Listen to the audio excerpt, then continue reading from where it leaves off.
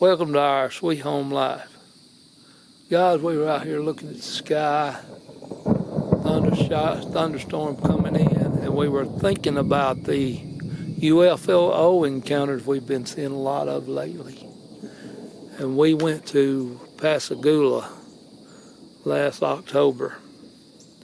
And this October 2023, will be 50 years, and there is a documented case of a UFO right there on the side of the road.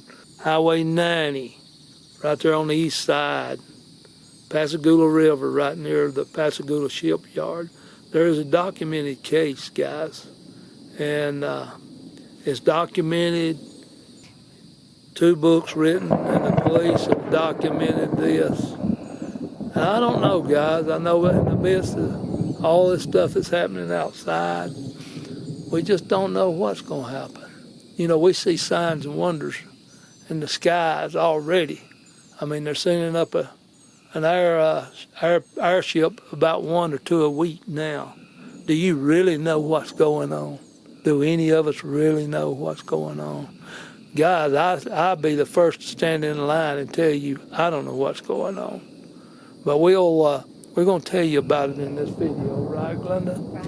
And we're going to take you along, guys, show you, and we talk to the people who, grandfathers, they had ancestors who knew these people in it, and it was very much Hello, everyone, and welcome to Our Sweet Home Life with Glenda and Mojo. There's been a lot of interest in the UFO sightings, so we thought that we would take this time to share with you about a UFO abduction that happened in October the 11th of 1973 when 2 local shipyard workers went fishing. They were Charles Hickson and Calvin Parker, and they had picked their spot on the west bank of the East Pascagoula River in Mississippi, between the railroad and the Highway 90 bridge. As dusk fell, they heard a buzzing sound, and it alerted them to a football-shaped craft hovering behind them. Out of the craft came 3 creatures who carried them back into the space vehicle. Parker fell unconscious, and Hickson was paralyzed.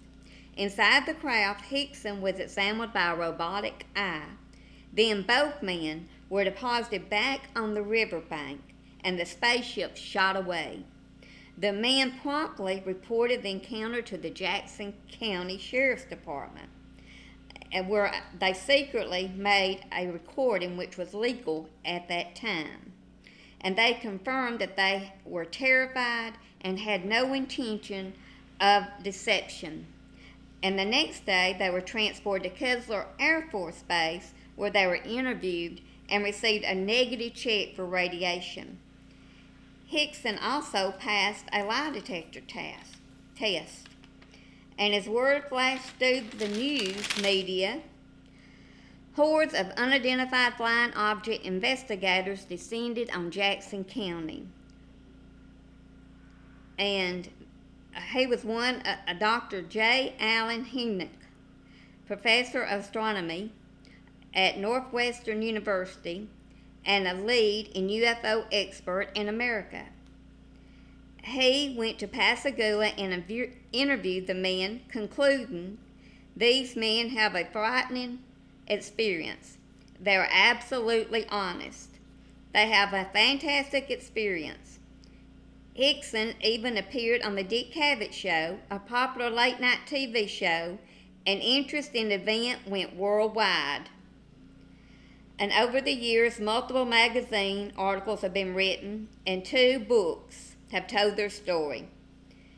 There are plenty of theories about their occurrences, ranging from a hoax to a semi-awake dreaming to a true encounter.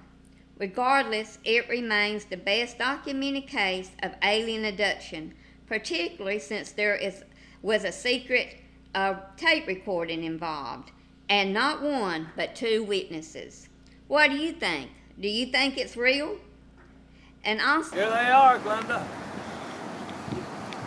Yeah, I think best I can recall from what I have seen, I believe it's actually right near that billboard on that side. I don't know if you can see that or not, but there's a shoal toward the middle, and I think the water goes on past. See, there were those pylons are there. I bet there was a pier, because it happened on a pier. I'm saying it goes on to almost to that, right past that big tree. Well, anyway, It's actually on that side of the river, guys. right on a pier where they were fishing. Yeah. But anyhow, there's some boats over there. We can't get in that actual area that's blocked off with private property.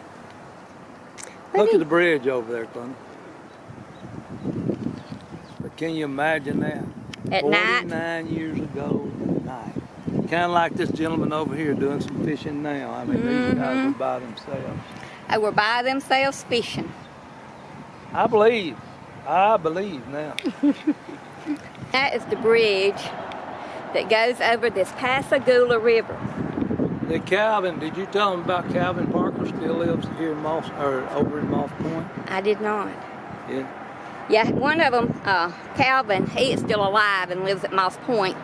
The other one, he's deceased. Yeah, he's been passed for a number of years. Yeah. But we thought this was interesting, just to come check it out. The story out there, how of the UFOs. Yeah, guys, it's a big area, I can see. It's not too far from Ingalls Shipyard, just the other side of that rolling leaf bascule bridge over there. Just to the other side of that's where the Ingalls Shipyard is. If you're in this area next October the 11th, right? 2023. That's going to be the 50th anniversary of this abduction, and I'm sure they'll probably have a lot of events down there for you UFO hunters and sci-fi lovers. So come on down and be with them. Maybe we'll make it. Who knows?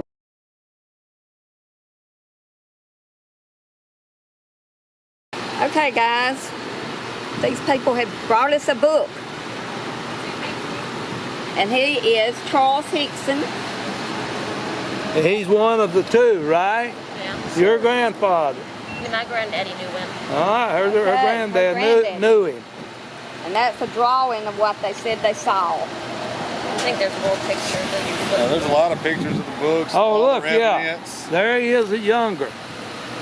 Under hypnosis. And they said under hypnosis that he passed that. Yes, and a polygraph test, they said. And there's a picture where it happened.